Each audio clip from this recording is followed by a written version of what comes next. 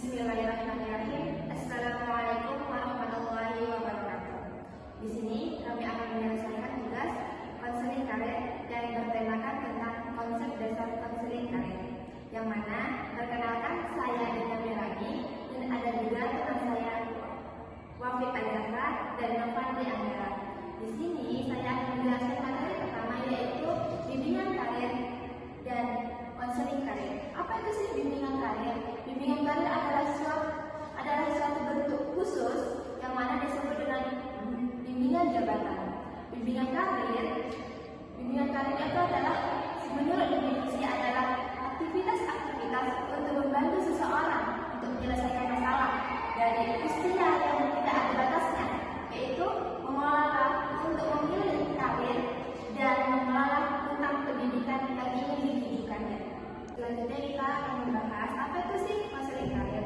Konseling karir adalah suatu pendekatan yang melalui secara personal yang disertai wawancara. Wawancara tersebut membahas masalah khusus yang masalah itu tentang suatu karir.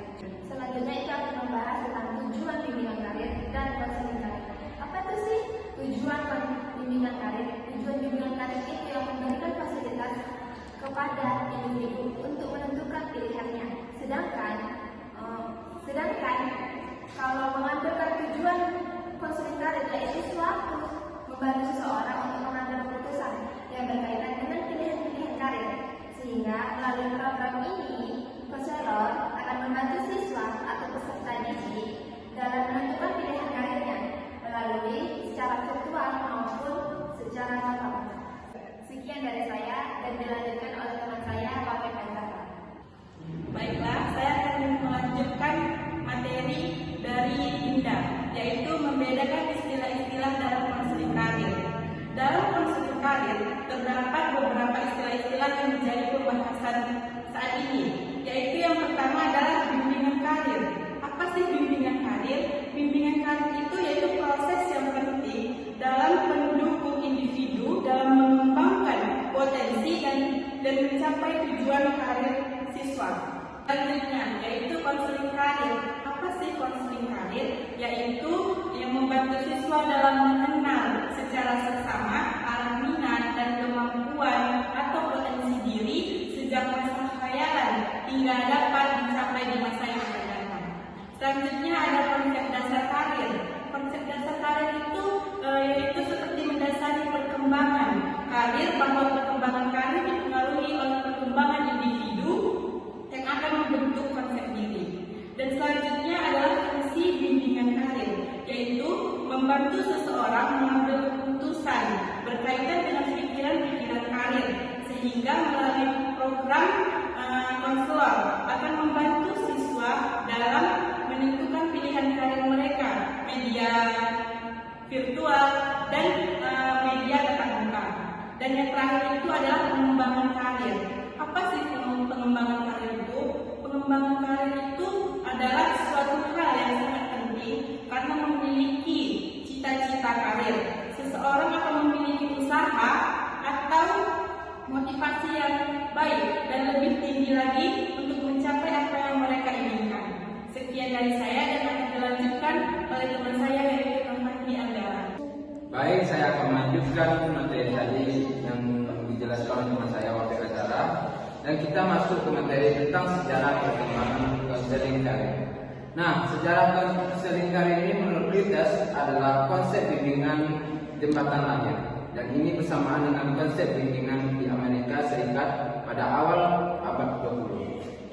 Dan ini dipelopori oleh berbagai kondisi, yaitu pada tahun 1850 sampai 1900. Apa saja kondisinya? Di antaranya adalah kondisi sosial, ekonomi, ideologi, dan seperti adanya kegelisahan untuk membantu kembali menyebarkan pemikiran tentang kemampuan seseorang dalam rangka meningkatkan kemampuan diri dan status mereka. Selanjutnya kita masuk ke materi terakhir tentang konsep karir dalam pandangan Islam. Nah, konsep konseling karir pada pandangan Islam tidak hanya mengarah kepada manusia dan kehidupan di dunia nyata saja, namun dia lebih mengarah jauh ke kesejahteraan akhirat. Nah, ada beberapa prinsip bimbingan Islam yang dapat terkait dengan konseling karir. Yang pertama yaitu memberikan nasihat, itu adalah secara agama. Seperti yang kita ketahui bahwa kita sebagai umat muslim ini bersaudara. Jadi sudah kewajiban kita untuk selalu mengingatkan hal kebaikan kepada saudara kita. Kemudian lanjut, yang kedua, bimbingan dan konseling termasuk amal yang mulia di sisi Allah Subhanahu wa taala. Memang betul, karena seorang guru bimbingan konseling ini dia menerima masalah orang lain, dia membantu masalah orang lain, dan dia membantu juga potensi-potensi yang ada dalam diri seseorang. Dan ketiga, bimbingan dan konseling adalah layanan psikologis untuk mencari keridhaan Allah Subhanahu wa taala. Dan keempat adalah persiapan layanan konseling itu wajib bagi masyarakat Islam. Dan yang kelima adalah setiap orang yang berakal dan balik, dia wajib mempertanggungjawabkan setiap perbuatannya, termasuk perencanaan dia dan perwujudan dia dalam karir. Dan yang keenam adalah tujuan konseling. Nah, tujuan konseling itu adalah mengembangkan diri dan keinginan seseorang untuk mencari sesuatu yang bermanfaat atau berfaedah bagi dia, untuk meningkatkan sesuatu yang mudarat. Dan yang ketujuh, tujuan bimbingan itu adalah untuk membantu orang mencapai kemaslahatan dan menghindari kerusakan.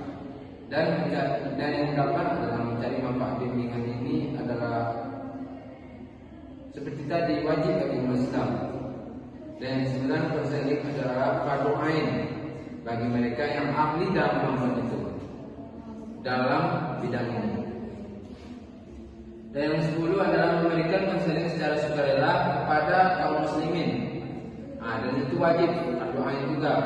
Dan yang ke-11 adalah seseorang konselor muslim memberikan konseling sesuai dengan hukum dan syariat yang telah ditetapkan oleh Al-Quran dan pendidikan, yaitu dengan relevan. Dan yang ke-12 adalah manusia bebas memutuskan dengan dirinya sendiri, termasuk dengan keputusan dia dalam menentukan keputusan karirnya. Dan yang ke-13 adalah orang tidak bebas memilih jalan maksiat. Dan kerusakan dalam manusia itu akan menyesatkan kita dan juga akan menyulitkan kita, maupun itu secara tidak langsung atau langsung, dan itu akan merusak dan akan membuat kita tidak bertanggung jawab secara kolektif. Dan yang terakhir adalah beberapa teguh pada prinsip memelihara dan mengamankan sistem masyarakat secara Islam. Sekian presentasi dari kelompok 1. Kalau ada salah kata dan janggal, kami mohon maaf. Kami sudahi saja. Wabillahi wa taufiq hidayah. Wassalamualaikum warahmatullahi wabarakatuh.